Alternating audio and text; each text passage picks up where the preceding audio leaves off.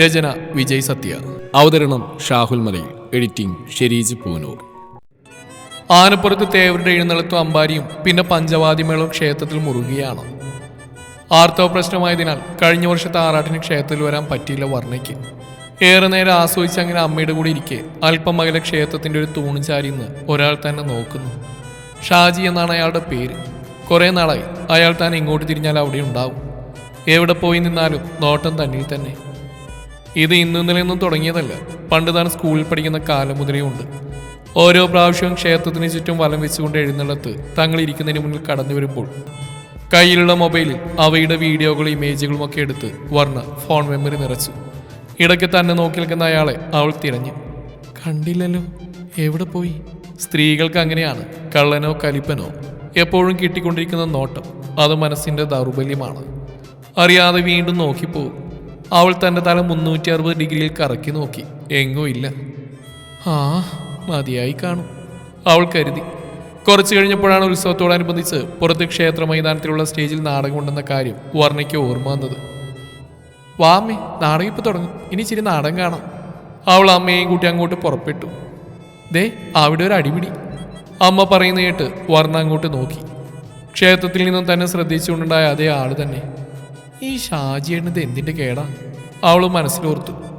ഒരു യുവാവിനെ എടുത്തിട്ട് ചാമ്പുകയാണ്. കണ്ണിൽ ചോരയില്ലാത്ത ദുഷ്ടൻ. അവൾക്ക് അവൻ്റെ പ്രവൃത്തികൾ ഓർത്തപ്പോൾ ചിരി പൊട്ടി. ഒരേ സമയം റൊമാൻസും വയലൻസും. വെറുതെ അല്ല നാട്ടുകാരെ ഇരട്ടപ്പേര് വിളിക്കുന്നു, അസുരനെന്ന്. ഇതാ തെമ്മാടിച്ചക്കനല്ലേ, കുന്നുമല കുമ്പേട്ടിയുടെ മകൻ. എന്താ അവൻ്റെ പേര്? ആ, അസുരൻ ഷാജി. അത് തന്നെ. എവിടെ പോയാലും അടിയും പിടിയും ബഹളവും. അമ്മ ദേഷ്യത്തോടെ പറഞ്ഞു. അവൾ തിരിഞ്ഞ് ഒന്നുകൂടെ നോക്കി. അപ്പോൾ ഷാജി അവളെ കണ്ടു. അവൾ ദേഷ്യത്തോടെ മുഖം വെട്ടിച്ചു. തെമ്മാടി, അമ്മ വാ, അതൊന്നും നോക്കണ്ട എന്ന് പറഞ്ഞ് അവൾ അമ്മയും കൂട്ടി നടന്നു. തന്നെ ഈ സീനിൽ കണ്ട് പൂച്ചിച്ചു പോകുന്ന വർണ്ണയെ കണ്ടതോടുകൂടി അവന് പെട്ടെന്ന് ശാന്തനായി. അവൻ്റെ കൈയുള്ള യുവാവിൻ്റെ കോളിൽ പിടിവിട്ട് ഒഴിവാക്കി. അവർ നാടകം നടക്കുന്ന പറമ്പിനടുത്തേക്ക് നടന്നു. സ്റ്റേജിൻ്റെ മുന്നിലുള്ള മൈതാനത്ത് കൂടിയിരിക്കുന്ന ആളെ കണ്ട് അവൾ അമ്പരന്നു. എല്ലായിടത്തും ജനങ്ങൾ അവരവരുടെ സീറ്റ് ഉറപ്പിച്ചിരുന്നു. സൂചി കുത്താൻ ഇടം കാണുന്നില്ല. എങ്കിലും സ്റ്റേജിന് അല്പം മാറിയെടുത്ത ആൾക്കാർ കുറഞ്ഞ ഗ്യാപ്പിലേക്ക് കുറേ പേര് അങ്ങോട്ട് ഇരിക്കാൻ സഞ്ചരിക്കുന്ന കണ്ട് വർണ്ണയും അമ്മയും അവരുടെ കൂട്ടത്തിൽ കൂടി. വർണ്ണ കയ്യിൽ കരുതിയിരുന്ന പഴയ പത്രത്താൾ വിരിച്ച് അമ്മയെ അതിലിരുത്തി. വേറൊരെണ്ണം വിരിച്ച് അവളും ഇരുന്നു. ഈ സ്ഥലം കൊള്ളാം അല്ലേ അമ്മേ? അതെ, നിന്റെ അച്ഛനും ഞാനും പണ്ട് ഇവിടെ സ്റ്റേജിൽ പരിപാടി ഉണ്ടാകുമ്പോൾ ഇവിടെയാ വന്നിരിക്കാറ്. നമ്മുടെ ഭാഗ്യം, ഇപ്പോൾ വന്നില്ലെങ്കിൽ ഇതും കിട്ടില്ലായിരുന്നു. വർണ്ണ മൈതാനത്തിന്റെ ചുറ്റുവശത്ത് ഇരിക്കാൻ സീറ്റിട്ട് നിൽക്കുന്ന ആൾക്കാരെ നോക്കി പറഞ്ഞു. അതെ അതെ, ഇന്നിത് എന്തൊരു തിരക്കാ മോളെ. നാടകം കാണാൻ ചുറ്റും കൂടി നിന്നുകൊണ്ടിരുന്ന ആൺപ്രജകളുടെ നോട്ടം മുഴുവൻ സുന്ദരിയും സുമുഖിയുമായ വർണ്ണയിലാണ്. വന്നുകൂടിയ ചെറുപ്പക്കാർ പലരും അവളെ നോക്കി പുഞ്ചിരിക്കാൻ ശ്രമിക്കുന്നു. എന്തിന്? അവളിൽ നിന്നൊരു ചെറുപുഞ്ചിരി തിരിച്ചു കിട്ടാൻ. അവരങ്ങനെ കൊതിക്കുന്നതിലും നോക്കുന്നതിലും തെറ്റില്ല. എങ്ങനെ നോക്കാതിരിക്കും? എങ്ങനെ കൊതിക്കാതിരിക്കും? വശ്യമായ പുഞ്ചിരി അവളുടെ കൈമുതലാണ്. ശാലീന സൗന്ദര്യം വഴിഞ്ഞൊഴുകുന്ന ഒരു നിറകുടം എന്ന് തന്നെ പറയാം. തൻ്റെ പിന്നാലെ കൂടുന്നവരെ ഒരു നോട്ടം കൊണ്ടോ വാക്കുകൊണ്ടോ ആരെയും വേദനിപ്പിക്കില്ല. അത്രയും നിഷ്കളങ്ക വ്യക്തിത്വത്തിന് ഉടമയാണവൾ. ബോളമ്മൻ്റെയും പൊക്കിച്ചിയുടെയും 2 മക്കളിൽ മൂത്തവൾ, സഹോദരൻ നകുലൻ. പാരമ്പര്യമായിട്ടുള്ള മൺപാത്രം ഉണ്ടാക്കി വിറ്റിട്ടാണ് അവർ കഴിയുന്നത്. വർണ്ണ 10ാം ക്ലാസ്സിൽ പഠിക്കുന്ന അവസരത്തിൽ അസുഖം ബാധിച്ച് പൊക്കിയുടെ ഭർത്താവ് ബോളം മരിച്ചപ്പോൾ പറക്കമുറ്റാത്ത 2 കുട്ടികളെയും കൊണ്ട് ഒറ്റക്കായി പോയ പൊക്കിച്ചി ഏറെ കഷ്ടപ്പെട്ടാണ് പിന്നീട് കുടുംബം പുലർത്തിയത്. ഇതിനിടെ വർണ്ണ +2 കഴിഞ്ഞു. നകുലം 10ാം ക്ലാസ്സിലും. കുടുംബ പ്രാരാബ്ദം മൂലം പട്ടണത്തിൽ പോയി തുടർന്ന് പഠിക്കാനാവാതെ അവൾ വീട്ടിൽ തന്നെ അമ്മയുടെ കൂടെ മൺപാത്രങ്ങൾ ഉണ്ടാക്കാൻ സഹായിച്ചു. അവളുടെ കുഞ്ഞിക്കൈ കൊണ്ട് കളിമണ്ണിന്റെ ലോകത്ത് പ്രവേശിച്ചപ്പോൾ കലാകാരിയായ അവളുടെ കരവിരുതിൽ അനേകം കളിമൺ പ്രതിമകൾ ഉണ്ടായി. അമ്മ നാട്ടിൻപുറത്തും പട്ടണത്തിലും മൺപാത്രങ്ങൾ വിൽക്കുന്നതോടൊപ്പം മകൾ വർണ്ണ ഉണ്ടാക്കിയ പ്രതിമകൾക്ക് നല്ല ഡിമാൻഡ് വർദ്ധിച്ചു. അങ്ങനെ ആ വഴിക്കും കഞ്ഞുടിക്കാനുള്ള വരുമാനം ഉണ്ടാക്കി. മോളെ, എനിക്ക് ഉറക്കം വരുന്നേടി. ഇത് എപ്പോൾ തുടങ്ങുമോ എന്തോ. അന്ന് പകൽ മുഴുവൻ പണിയെടുത്തിട്ട് ക്ഷീണത്തിലാണ് പൊക്കിച്ച്. അമ്മേ, ഇപ്പൊ തുടങ്ങും, നമുക്ക് ഇന്റർവ്യൂ വരെയെങ്കിലും കാണാം. ആട്ടെ. അപ്പോഴേക്കും മൈതാനം നിറഞ്ഞു കവിഞ്ഞു. നാടക കമ്പനിയുടെ സ്റ്റേജിൽ ഒരുക്കങ്ങൾ പൂർത്തിയായി എന്ന് തോന്നുന്നു. നാടകം തുടങ്ങാനുള്ള അനൗൺസ്മെന്റും അതോടൊപ്പം തന്നെ പുറത്തുനിന്ന് സ്റ്റേജിലേക്കുള്ള വെളിച്ച ക്രമീകരണവും നടന്നു. ആദ്യത്തെ ബെല്ല് മുഴങ്ങി. സഹൃദയരെ, നിങ്ങളെ ഒരു ആകാംക്ഷാപൂർവ്വം കാത്തിരുന്ന ഞങ്ങളുടെ നാടകം അടുത്തൊരു ബെല്ലോട് കൂടി ആരംഭിക്കുന്നതായിരിക്കും. അവതാരകന്റെ അതിഗംഭീരമായ ശബ്ദം സ്റ്റേജിൽ മുഴങ്ങി. അതോടൊപ്പം 2ാമത്തെ ബെല്ല് മുഴങ്ങി. വിപ്ലവഗാനത്തിന്റെ അകമ്പടിയോടുകൂടി നാടകം തുടങ്ങി. പ്രശസ്തമായ ഒരു തിയേറ്റേഴ്സിന്റെ വിപ്ലവ സാമൂഹ്യ നാടകമായിരുന്നത്. കുടിയാന്റെ കരളലിയിക്കുന്ന ദീനരോധനവും ജന്മിയുടെ ആക്രോശവും അട്ടഹാസവും സ്റ്റേജിനെ പ്രകമ്പനം കൊള്ളിച്ച മണിക്കൂറുകൾ. നാടക ഇന്റർവെല്ലായി. മൈതാനത്ത് പ്രകാശം പരന്നു. അവൾ ചുറ്റുമൊന്ന് കണ്ണോടിച്ചു. ഒടുവിൽ കണ്ടു, ഷാജിയേട്ടൻ അടുത്തുണ്ട്. ഈശ്വര, ഈ തൊട്ടുപിറകത്തിനും ഉണ്ടായിരുന്ന ആള്. പകുതിയായപ്പോഴേക്കും വർണ്ണയുടെ അമ്മയ്ക്ക് ഉറക്കം തുടങ്ങി. വർണ്ണ, പോവല്ലേ മോളെ നമുക്ക്? അവൾ മൊബൈൽ നോക്കി. പാതിരാത്രി 12:30 കഴിഞ്ഞിരിക്കുന്നു. മാത്രമല്ല മൊബൈലിലെ ബാറ്ററി ചാർജ്, വീഡിയോ, ഇമേജൊക്കെ എടുത്തുകൊണ്ട് ഡൗൺ ആയിട്ടുണ്ട്. ഇനി വെറും 20% മാത്രമേ ഉള്ളൂ. ടോർച്ച് കൊണ്ടുവന്നിട്ടില്ല. അതുകൊണ്ട് ടോർച്ച് ലൈറ്റ് അടിച്ചിട്ട് വേണം വീട്ടിലെത്താൻ. വീട്ടിലേക്കാണെങ്കിൽ കുറച്ച് നടക്കാനുണ്ട്. പാടവരമ്പത്ത് ഊടുവഴിയിൽ കൂടിയുള്ള യാത്രയായതുകൊണ്ട് സ്ട്രീറ്റ് ലൈറ്റ് ഒന്നുമില്ല. കട്ട പിടിച്ച് ഇരുട്ടായിരിക്കും. അവൾ വേഗം ഫോണെടുത്ത് നകുലിനെ വിളിച്ചു. എടാ നഗു, നീ വരുന്നില്ലേ? ഞങ്ങൾ പോവാ. എൻ്റെ മൊബൈലിലെ ബാറ്ററി തീരാനായി. മൊബൈലുണ്ടല്ലോ എന്ന് കരുതി ഞാൻ ടോർച്ച് കൊണ്ടുവന്നിട്ടില്ല. ഞാൻ നാടകം കണ്ട് തീർന്നിട്ട് വരുന്നുള്ളൂ. ചേച്ചി അമ്മയും പോയിക്കോളൂ. ഞാൻ കൂട്ടുകാരോട് പിന്നെ വരാം. എൻ്റെ കയ്യിൽ മൊബൈലുണ്ടല്ലോ. എടാ, നിനക്കിത് SSLCയാ? നീ എന്ത് ഭാവിച്ചാ? ചേച്ചി, നാളെ ഞായറാഴ്ചയല്ലേ, ഒന്ന് അടങ്ങ്. ഞാൻ വരാന്ന്. നിങ്ങൾ പോയിക്കോളൂ. വാമേ, എഴുന്നേൽക്ക്. നാടൻ തുടങ്ങിയാൽ പിന്നെ പോകാൻ പറ്റില്ല, ഇരുട്ടായിരിക്കും. വർണ്ണയും അമ്മയും അവിടുന്ന് എഴുന്നേറ്റ് വീട്ടിലേക്ക് യാത്രയായി. ക്ഷേത്രപ്പറമ്പ് കഴിഞ്ഞാൽ നേരെ പാടമാണ്. അതിലൂടെ പോകണം. പാടവരമ്പിൽ ഒരു പരിധിവരെ ട്യൂബ് ലൈറ്റ് ഉണ്ട്. പക്ഷെ അത് കഴിഞ്ഞ് ഊടുവൽ കയറി പിന്നെയും പോവാനുണ്ട്. ചീവീട് ചിലയ്ക്കുന്ന വരമ്പത്തുകൂടെ അവർ നടന്നു. നാടകം തുടങ്ങിയെന്ന് തോന്നുന്നു. മൈക്കിൽ കൂടെ ആരവം കേൾക്കാം. അവർ നടന്നു നീങ്ങുന്നതിനനുസരിച്ച് അകലെ ക്ഷേത്രത്തിൽ നിന്നുള്ള ശബ്ദം കുറഞ്ഞു കുറഞ്ഞു വന്നു. അവൾ അമ്മയും കൂട്ടി വേഗം നടന്നു. പാടം കഴിഞ്ഞ് ഊടുവഴിയിൽ പ്രവേശിച്ചപ്പോൾ കട്ട പിടിച്ച് ഇരുട്ട്. ആരുമില്ല. ചീവീടുകളുടെ പേടിപ്പെടുത്തുന്ന ശബ്ദം. അവൾ മൊബൈലിലുള്ള ടോർച്ച് ലൈറ്റ് തെളിയിച്ചു. കുറച്ചു ദൂരം അമ്മയെ മുന്നിലാക്കി പുറകിൽ നിന്നും ടോർച്ച് അടിച്ചുകൊണ്ട് അവളും നടന്നു കാണും. പെട്ടെന്ന് ഫോൺ ബെല്ലടിച്ചു. ബാറ്ററി ഡൗൺ ആയി. ടോർച്ച് ലൈറ്റ് ഓഫായി. ആ ഊടുവഴിയിൽ അവളും അമ്മയും കൊടുവിരിട്ടത്ത് ഒറ്റയ്ക്കായി. ഹോ, ടോർച്ചിലെ കറണ്ട് പോയോ? അതമ്മേ, മൊബൈൽ ബാറ്ററി ഒന്നും ഓഫായി. ഓടിക്കത്തെ വീഡിയോ പിടുത്തല്ലേ? നീ വാ, പേടിക്കണ്ട. ഇവിടെയൊക്കെ നമ്മൾ ഓടി നടന്ന വഴിയല്ലേ, എല്ലാം പരിചയം. നീ എനിക്ക് പിന്നാലെ തന്നെ നടന്നാൽ മതി. ഈ വഴിയൊക്കെ അമ്മയ്ക്ക് ഒരുപക്ഷെ പരിചയം ഉണ്ടാവും. പട്ടണത്തിലേക്ക് പോകുന്ന റോഡിതല്ലല്ലോ. അത് നമ്മുടെ വീടിൻ്റെ കിഴക്ക് വശത്തല്ലേ. ഇത് വീടിൻ്റെ പടിഞ്ഞാറ് വശത്തുനിന്നും പാടത്തിലൂടെ ഇറങ്ങിപ്പോകുമ്പോൾ കിട്ടുന്ന റോഡിലുള്ള ക്ഷേത്രമല്ലേ. വണ്ടി ഉണ്ടായിരുന്നു, നമുക്ക് അതുവഴി വരായിരുന്നു. ഇതല്ലേ മോളെ എളുപ്പം. വേറൊരു കിലോമീറ്റർ തികച്ചുമില്ല. അത് 4 കിലോമീറ്റർ ചുറ്റി വളഞ്ഞ് അധികം നടക്കണ്ടേ? അമ്മ അവൾക്ക് മുമ്പേ നടന്ന് അവൾക്ക് ധൈര്യം നൽകി പറഞ്ഞു. അമ്മയ്ക്ക് പരിചയമുള്ള വഴി ഇരുട്ടത്ത് പോലും വളരെ എളുപ്പത്തിൽ നടക്കാൻ അമ്മയ്ക്ക് പറ്റും. അവിടെ കാലേതോ കല്ലിൽ തട്ടി അവർക്ക് നന്നായി വേദനിച്ചു. പിന്നീട് വഴിയിൽ കുണ്ടുണ്ടോ കുഴിയുണ്ടോ എന്ന് സംശയിച്ച് അവൾ അല്പം സാവകാശം നടന്ന് അമ്മയിൽ നിന്ന് ഏറെ പിറകിലായി. പെട്ടെന്ന് ആരോ ഒരാൾ ഇരുളിന്റെ മറവിലൂടെ വന്ന് അവളുടെ വായ പൊത്തിപ്പിടിച്ച് അവളെ തൂക്കിയെടുത്ത് അവർ വന്ന വഴിയെ നടന്നു.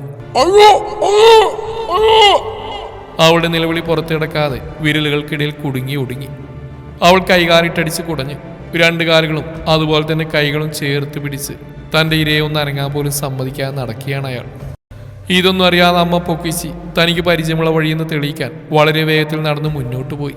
പുറകിൽ മകളുണ്ടാവുമെന്ന വിശ്വാസത്തിൽ തന്നെ പൊക്കിയെടുത്ത് കൊണ്ടുപോകുന്നതിൻ്റെ കയ്യിൽ നിന്ന് അവൾ കുതിരിച്ചാടാൻ നിരന്തരം ശ്രമിച്ചു. എത്ര പരിശ്രമിച്ചിട്ടും ആ ബലമുള്ള കൈകളിൽ കിടന്ന് അവൾ ഞെരിഞ്ഞതല്ലാതെ ഒന്ന് അനങ്ങാൻ പോലും സാധിച്ചില്ല. ബലവാനായ ഏതോ മനുഷ്യൻ അവളുടെ വായ പൊത്തി തൂക്കിയെടുത്ത് നടക്കാൻ തക്ക ആരോഗ്യമുള്ള ഏതോ കൊലക്കൊമ്പൻ. അവൾക്ക് മനസ്സിലായി താൻ ഏതോ സിംഹത്തിൻ്റെ വായിലാണ്. അവൾക്ക് സംശയമുണ്ട്, ഇത് ഷാജിയേട്ടനാണ്. അയാളാണ് ഇത്രയും ആരോഗ്യമുള്ള ഒരാൾ ആ നാട്ടിലുള്ളത്. തന്നെ ഉത്സവപ്പറമ്പിൽ വെച്ച് നോക്കുന്ന കൂട്ടത്തിൽ ഷാജിയേട്ടനും ഉണ്ടായിരുന്നു. ആള് ഭൂലോക തെമ്മാടിയാണ്. മുഖം തുണികെട്ടി മറച്ച കാരണം അവൾക്കൊന്നും കാണുന്നില്ല. തന്നെ വായ പൊത്തി പിടിച്ച കരത്തിലാണെങ്കിൽ ഒരു സ്റ്റീൽ വള കാണുന്നുണ്ട്. ഷാജിയേട്ടന് ഇങ്ങനെ ഒരു വളയില്ലല്ലോ. എങ്ങോട്ടാണ് ഇയാൾ തന്നെ കൊണ്ടുപോകുന്നത്? അവൾ അമ്മയും നടന്നു വന്ന ആ വഴിയിൽ കൂടെ പാടത്തിലേക്ക് എത്തുന്നതിന് തൊട്ടുമുമ്പ് ഒരു വലിയ കവുങ്ങിൻ തോട്ടമുണ്ട്. ആ തോട്ടത്തിലേക്കാണ് അയാൾ തന്നെയും പൊക്കിക്കൊണ്ട് പോകുന്നതെന്ന് ആ ഇരുട്ടത്ത് അവൾ മനസ്സിലാക്കി. പെട്ടെന്ന് അവരുടെ മേൽ ശക്തമായ പ്രകാശം പതിച്ചു. എവിടേക്കാണ് ഊരാളി വാസു? നീ പെൺകൊച്ചിനെയും കൊണ്ടുപോകുന്നു? മുഖം മറച്ചാ നിന്നെ അറിയില്ലെന്ന് കരുതിയോ? താഴെ ഇറക്കടാ പെണ്ണേ, പട്ടിയുടെ മോനെ. പ്രകാശം തങ്ങളുടെ മേൽ പതിക്കുന്നതിനാൽ ഊരാളി വാസുവിന് തന്നോട് സംസാരിക്കുന്ന ആൾ ആരാണെന്ന് തിരിച്ചറിഞ്ഞില്ല. അവൻ വീറോടെ ചോദിച്ചു, ഇറക്കില്ലെങ്കിൽ നീ എന്ത് ചെയ്യടാ? നീ ആരാടാ ചോദിക്കാൻ? എടാ പന്നെ, ഇവിടെ എൻ്റെ പെണ്ണാ, എൻ്റെ മുറപ്പെണ്ണ്. ഊരാളി വാസു ആ പറഞ്ഞതേ ഓർമ്മയുള്ളൂ. ഷാജി അവന്റെ കവിളത്തൊരൊറ്റ തല്ല്. നായിന്റെ മോനെ, ഇറക്കടാ പെണ്ണിനെ. ഇപ്പോൾ വന്നാണ് ശരിക്കും ഷാജിയേട്ട്. വർണ്ണയ്ക്ക് മനസ്സിലായി. ഷാജിയുടെ അലർച്ചയിൽ ഊരാളി വാസു പെട്ടെന്ന് വർണ്ണയെ താഴെ ഇറക്കി നിർത്തി. മോളെ, നീ ഇത് പിടിച്ചേ. വർണ്ണയെ സെർച്ച് ലൈറ്റ് പോലുള്ള ടോർച്ച് ഏൽപ്പിച്ച് ഷാജി അവന്റെ നേരെ തിരിഞ്ഞു. നായിന്റെ മോനെ, ഇന്നലെ ജയിലിൽ നിന്ന് ഇറങ്ങിയ നീ ഇവിടെ ഉത്സവപ്പറമ്പിൽ അതിക്രമം കാണിക്കുന്ന എനിക്കറിയാം. ഞാൻ നിന്നെ വാച്ച് ചെയ്തുകൊണ്ടുണ്ടായിരുന്നു. പെണ്ണുപിടിയനായി നീ എന്ത് കരുതിയടാ? ഇല്ലാത്ത ബന്ധത്തിന്റെ പേര് പറഞ്ഞ് ഈ കൊച്ചിനെ കൊണ്ടുപോയി നിന്റെ ഇരയാക്കാമെന്നോ? അതും പറഞ്ഞ് ഷാജി അവന്റെ ചെകിട്ട് താഞ്ഞു രണ്ട് വെച്ചു കൊടുത്തു. കയ്യിൽ നിന്ന് വർണ്ണയെ താഴെയിറക്കി കൈ സ്വതന്ത്രമായപ്പോൾ ഊരാളിവാസവും ഷാജിയുടെ തല്ലിനെ പ്രതിരോധിച്ചു. അവനും കൈവീശി ഷാജിയെ തല്ലാൻ ശ്രമിച്ചുകൊണ്ടിരുന്നു. അതൊക്കെ നിഷ്പ്രയാസം തടുത്തുകൊണ്ട് ഷാജി ഓരോന്നും ചോദിച്ച് അവന്റെ നേരെ അടിപാസാക്കിക്കൊണ്ടിരുന്നു. ഈ വർണ്ണ കുഞ്ഞമ്മയും വീട്ടിലേക്ക് പോകുമ്പോ നീ പിന്നാലെ കൂടി ഇരുന്നല്ലേ കള്ളം നായിന്റെ മോനെ. തനിക്ക് താൻ പോന്ന ഷാജിയുടെ കൈകര്യത്തിന്റെ ചൂടറിഞ്ഞപ്പോൾ ഊരാളിവാസം നായിന്. അവനെ പോലെ തടിയുണ്ടെങ്കിൽ അവൻ ചെറുപ്പമാണ്, തനിക്ക് 40 കഴിഞ്ഞു. ഊരാളിവാസം അത് മനസ്സിലാക്കി. മോനെ ഷാജി, ഞാൻ എന്നോട് ക്ഷമിക്കണം. ആ പറയുമ്പോൾ തന്നെ ഷാജിയുടെ 2 കരങ്ങളും ഊരാളിവാസുവിന്റെ പെടലിലും നെഞ്ചത്തും വീണ് പടക്കം പൊട്ടുന്ന പോലെ പൊട്ടി. നീ ഇനി ജീവിച്ചിരിക്കണ്ടാ. എന്റെ പെണ്ണിനെ അല്ല, ഞങ്ങളുടെ വർണ്ണപ്പെണ്ണിനെ നീ തൊട്ടില്ലേ? നീ ചെളി കിടന്ന് പൊതഞ്ഞ് ചത്ത് നാറ്. അതും പറഞ്ഞ് അവന്റെ കൂമ്പിന് നോക്കി ഇടി തുടങ്ങി. പെട്ടെന്ന് ഊരാളി താഴെ ചെളിക്കണ്ടത്തിലേക്ക് വീണു. അവളോട് ടോർച്ച് വാങ്ങിച്ച് ഷാജി താഴത്തോട്ട് അടിച്ചു നോക്കി. ചെളിയും കണ്ടത്തിൽ വീണ അവൻ ഉരുണ്ട് പ്രാണനെ കൊണ്ട് കണ്ടം വഴി ഓടി. ഓടുന്ന വഴി അവൻ വിളിച്ചു പറഞ്ഞു, ഈ ഊരാളിവാസി ഇനി വരും. വർണ്ണ എനിക്കുള്ളതാ. ഞാൻ അവളെയും കൊണ്ട് എന്റെ നാട്ടിൽ നിന്ന് പോവും. നീ സൂക്ഷിച്ചോടാ തെമ്മാടി അസുര ഷാജി. നീ അസുരനാണെങ്കിൽ ഞാൻ രാക്ഷസനാടാ, രാക്ഷസൻ. ഓടാ പട്ടി, തല്ലും കൊണ്ട് കിടന്ന് മോങ്ങാതെ ഓടാ. ഷാജി കണ്ടത്തിലൂടെ ഓടുന്ന അവനെ ഒന്നുകൂടെ ആട്ടി. കൊച്ചു എൻ്റെ കൂടെ വാ. അമ്മയുടെ അമ്മയിരുട്ട് നടക്കാൻ പ്രാക്ടീസ് ഉണ്ടെന്ന് പറഞ്ഞ ഒറ്റ പോക്ക വീട്ടിലേക്ക്. ഷാജി അവളുടെ കയ്യിൽ പിടിച്ച് വീട്ടിലേക്ക് നടന്നു. കാലിൻ്റെ എവിടെയോ വേദനിക്കുന്നു. ഭയത്തോടെ അതിലേറെ അനുസരണയുള്ള കുട്ടിയെ പോലെ അവൾ ഷാജിയേട്ടൻ തെളിയിച്ച വഴിയിലൂടെ വേദനിക്കുന്ന കാല് വെച്ച് നടന്നു. പെട്ടെന്നാണ് ടോർച്ച് വിളിച്ചതിൽ ഷാജി അത് കണ്ടത്. വർണ്ണയുടെ വലതുകാലിന്റെ തള്ളവിരലിന്റെ നഖം പൊട്ടി ചോരൊലിക്കുന്നു. അയ്യോ ചോര, കാല് മുറിഞ്ഞിട്ടുണ്ടായിരുന്നു അല്ലേ? ഈ കാല് വെച്ച് കുട്ടീനെ നടക്കണ്ട, ചോര ഇനിയും പൊടി. വാ എന്ന് പറഞ്ഞുകൊണ്ട് അവനൊരു കൊച്ചു കുഞ്ഞിനെ എന്ന പോലെ പൊക്കിയെടുത്ത് തൂക്കി നടന്നു. അയ്യോ വേണ്ട, ഞാൻ നടന്നോളാം. അവൾ ചെറിയൊരു അനിഷ്ടം പ്രകടിപ്പിച്ചു. ഷാജി കൂട്ടാക്കിയില്ല. അവൻ അവളെ നെഞ്ചോട് ചേർത്ത് എടുത്തു നടന്നു. അരുമയുള്ള മാൻകുട്ടി പോലെ അവൾ അവൻ്റെ അടുത്ത് കിടന്നു. ഊരാളിവാസുവിന്റെ കയ്യിൽ കിടന്ന പോലെയല്ല, ഒരു വേട്ടമൃഗത്തെ കിട്ടിയ ഭാവമായിരുന്നു അയാൾക്ക്. പക്ഷേ ഷാജിയേട്ടന്റെ കയ്യിൽ ഒരു തൊട്ടിൽ എന്ന പോലെ കിടന്നു. ഏറെ നേരം അങ്ങനെ മുന്നോട്ട് പോകുമ്പോൾ അവൾക്ക് വല്ലാതെ നാണം തോന്നി. എന്നാണ് ഇപ്പോൾ തൻ്റെ ജീവിതത്തിൽ സംഭവിക്കുന്നത്. ഒന്നും അറിയാൻ കഴിയുന്നില്ല. ഒരു സ്വപ്നം പോലെ ഉള്ളിൽ അറിയാതെ ഒരു തണുപ്പായിരുന്നു. അല്പസമയം കൊണ്ട് എന്തൊക്കെയാണ് ഇവിടെ നടന്നത്? ജീവിതത്തിൽ ആദ്യമായിട്ടാണ് പരപുരുഷന്മാർ തന്നെ ഇങ്ങനെ സ്പർശിക്കുന്നത്. ഞാൻ ഇറങ്ങി നടക്കാമെന്നൊക്കെ പറയണമെന്നുണ്ട് അവൾക്ക്. ഒന്നിനും ആവുന്നില്ല. നാവ് ചലിക്കുന്നില്ല. കാല് പൊട്ടിയിരിക്കാൻ കണ്ട സമയം. ആ കല്ലിനെ അവൾ ശപിച്ചു. തൻ്റെ ശരീരത്തിലെ മൃദുല ഭാഗങ്ങൾ ഷാജിയേട്ടൻ്റെ ശരീരത്തിൽ എവിടേക്കോ സ്പർശിക്കുന്നു. ഷാജിയേട്ടൻ്റെ കരങ്ങളും തൻ്റെ ഏതൊക്കെയോ ഭാഗങ്ങളിലുണ്ട്. എനിക്കൊന്നും കാണുന്നില്ല, ടോർച്ച് നേരെ തെളിയിക്കണേ. അപ്പോഴാണ് തൻ്റെ കയ്യിലുള്ള ടോർച്ചിൽ നിന്നും പ്രകാശം ഏതോ വശത്തേക്കാണ് പോകുന്നതെന്ന് അവൾ മനസ്സിലാക്കിയത്. അവൻ്റെ കയ്യിൽ കിടന്ന് അവൾ നേരെ മുന്നിലുള്ള വഴി കാണുന്ന വിധത്തിൽ ടോർച്ച് അടിച്ചു കൊടുത്തു. എത്രയും പെട്ടെന്ന് വീടത്തിനെന്ന് പ്രാർത്ഥിച്ചു. എരിതിയിൽ നിന്ന് വറച്ചട്ടിയിൽ വീണ പോലെ ആവൂ. ഊരാളിവാസിനെ തല്ലുന്ന കൂട്ടത്തിൽ ഇയാൾ അറിയാതെ പറഞ്ഞു എൻ്റെ പെണ്ണിനെയെന്ന്. പിന്നെ തിരുത്തി ഞങ്ങളുടെ പെണ്ണിനെയെന്ന്. എന്താ ഇതിൻ്റെയൊക്കെ ഉദ്ദേശം? ഞാനും അമ്മയും ക്ഷേത്രത്തിൽ നിന്ന് വരുമ്പോൾ ഊരാളിവാസുവിനെ കൂടാതെ ഇയാളും ഫോളോ ചെയ്തെന്ന് വേണം മനസ്സിലാക്കാൻ. ഇതിനു മുമ്പ് എന്നെ പറയിടത്തു നിന്ന് ഷാജിയായിട്ട് ഒരു പ്രത്യേക ഭാഗത്തിൽ നോക്കുന്നത് ശ്രദ്ധിച്ചിട്ടുണ്ട്. പക്ഷെ എത്ര ശ്രമിച്ചിട്ടും ആ ഭാവം എന്താണെന്ന് മനസ്സിലായിട്ടില്ല. ഒരുപക്ഷെ പ്രേമായിരിക്കുമോ? അല്ലാണ്ട് പിന്നെ താനും അമ്മയും പോകുമ്പോൾ ഇങ്ങനെ സെക്യൂരിറ്റി ആയിട്ട് വരാൻ പ്രേമിച്ച ഘടകം എന്തായിരിക്കും? ഊരാളിവാസം ഇല്ലായിരുന്നെങ്കിൽ ഒരുപക്ഷെ ഇയാൾ ആക്രമിക്കുമായിരുന്നു. അങ്ങനെ എനിക്ക് ഇത്ര വലിയ ടോർച്ച് കൊണ്ടുവരില്ല. ഇതൊരു പ്രശ്നമെന്ന് അവിടെ വ്യക്തമായിട്ട് കാണാൻ വേണ്ടി തന്നെയാണ്. അങ്ങനെയാണെങ്കിൽ ഊരാളിവാസം തങ്ങളുടെ പിറകെ കൂടുന്ന ഷാജിയേട്ടൻ കണ്ടിട്ടുണ്ടാവും. അതുകൊണ്ടാവും ഈ വലിയ ടോർച്ച് എടുത്ത് രക്ഷക്കായി വന്ന്. അവൾ അങ്ങനെയൊക്കെ ചിന്തിച്ച് ഷാജിയുടെ കൈപ്പിടിയിൽ ആ ഊടുവടിയിലൂടെ വീട്ടിലേക്ക് നടക്കവേ, മോളെ വർണ്ണ ദേ അമ്മ പൊക്കിച്ച് ഒരു മണ്ണെണ്ണപ്പന്തം കത്തിച്ച് പൊക്കി പിടിച്ച് വരുന്നു. മകൾ ആരുടെയോ കൂടെ ടോർച്ച് വിളിച്ച് നടന്നു വരുന്ന കണ്ടപ്പോൾ പൊക്കിച്ചിക്ക് ആശ്വാസമായി. പക്ഷേ മകളുടെ കൂടെയുള്ള ആ നാട്ടിലെ തന്നെ ചട്ടമ്പിയായ ഷാജിയാണ്. അവനവളുടെ കയ്യിൽ കയറി പിടിച്ച് കണ്ടപ്പോൾ അയ്യോ മോളെ, അമ്മ ഉച്ചത്തിൽ നിലവിളിച്ചു. എന്താ മോളെ ഇവന്റെ കൂടെ? അവർ ഭയത്തോടെ ചോദിച്ചു.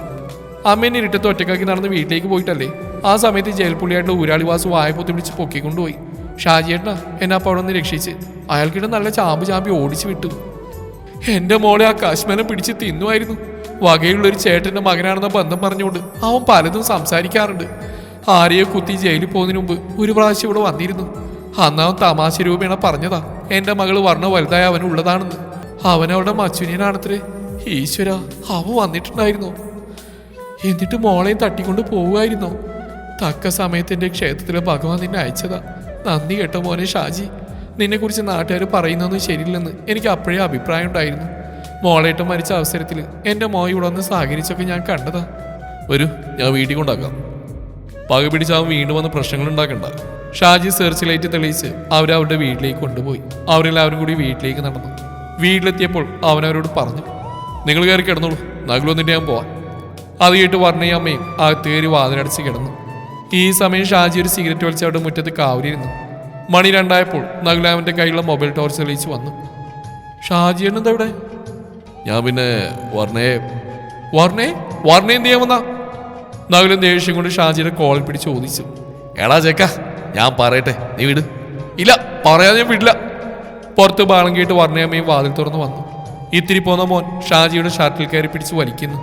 അതുകൊണ്ട് അമ്മ പറഞ്ഞു, എടാ മോനെ നഗുല, വിടാനാ പറഞ്ഞേ. സ്വന്തം അമ്മയിൽ നിന്നും പെങ്ങളിൽ നിന്നും അങ്ങനെ ഒരു പെരുമാറ്റവും പ്രതീക്ഷിച്ചില്ല. പഠിക്കുന്ന ചെറുക്കൻ ഷാജിയെ പോലെ വലിയ മലമൂരിയുടെ ഷർട്ട് പിടിച്ച് വലിച്ച് ഷാജി വലിയ കാര്യമാക്കിയിട്ടില്ല. അവൻ ചിരിക്കുകയായിരുന്നു. എടാ ഊരാളിവാസം ഞങ്ങൾ വരുമ്പോൾ ആക്രമിച്ചു, തട്ടിക്കൊണ്ടുപോകാൻ ശ്രമിച്ചു. ഈ ഷാജിയാ തക്ക സമയത്ത് വന്ന് രക്ഷിച്ച്. എവിടെ നിന്നിട്ടാ നായിന്റെ മോൻ? ഞാൻ അവനിന്ന് കൊല്ലും. നകുല് ദേഷ്യം കൊണ്ട് ഫോണെടുത്ത് സുഹൃത്തുക്കൾ വിളിക്കാൻ തുടങ്ങി. എടാ മോനെ, വേണ്ട, അവന് വേണ്ട ഞാൻ കൊടുത്തിട്ടുണ്ട്, ഷാജി പറഞ്ഞു. നകുല് വന്നല്ലോ, അപ്പൊ ഞാൻ പോവാ എന്നും പറഞ്ഞ് ഷാജി ലൈറ്റ് അടിച്ച് നടന്നുപോയി. ദിവസങ്ങൾ കടന്നുപോയി. പിന്നീട് ഊരാളിവാസുവിന്റെ ഉപദ്രവം ഉണ്ടായിട്ടില്ല. അന്നത്തെ രാത്രിയിലെ സംഭവം വർണ്ണയുടെ മനസ്സിൽ നിന്ന് ഒരിക്കലും വിട്ടുപോയില്ല. പല്ലക്ക് പോലെ ഷാജിയേട്ടൻ്റെ കരങ്ങളിൽ വീട്ടിലെത്തിയ അവരുടെ മനസ്സിൽ ഒരു പെരുമഴയായിരുന്നു. പിന്നെ ഒരു ദിവസം പട്ടണത്തിൽ പോയി മടങ്ങവേ അതേ ഊടുവഴിയിൽ വെച്ച് ഷാജിയേട്ടനെ കണ്ടപ്പോൾ ഷാജിയേട്ടൻ്റെ ഉള്ളറിയാൻ വേണ്ടി അവൾ ചോദിച്ചു, ഷാജിയേട്ടൻ എന്നെ കാണുമ്പോൾ ഈ ഭാവം എന്താ? വർണ്ണയ്ക്ക് ഇനി അത് മനസ്സിലായിട്ടില്ലേ? ഇല്ല. എടി മോളെ, അതാണ് എൻ്റെ പ്രണയം, നിന്നുള്ള എൻ്റെ അലുമിനിയം. എനിക്കും ഷാജിയേട്ടനെ ഇഷ്ടമാണ്. അവൾ തൻ്റെ ആഗ്രഹം അമ്മയോട് പറഞ്ഞു. പൊക്കിച്ച് എതിർപ്പൊന്നും പറഞ്ഞില്ല. അന്ന് ഷാജിയിലായിരുന്നെങ്കിൽ തനിക്ക് തൻ്റെ മോളെ കിട്ടിയില്ലായിരുന്നു. അവളെ നോക്കാൻ അവനെ കൊണ്ടേ ആവും. പൊക്കിച്ച് ഷാജിയെ കണ്ടപ്പോൾ പറഞ്ഞു, കുറേ നാളായാലും ഒരുത്തി വീട്ടിൽ കിടന്ന് കയറ് പൊട്ടിക്കുന്നു. നിനക്ക് കല്യാണം കഴിച്ച് കൊണ്ടുപോയിക്കൂടെ അവളെ?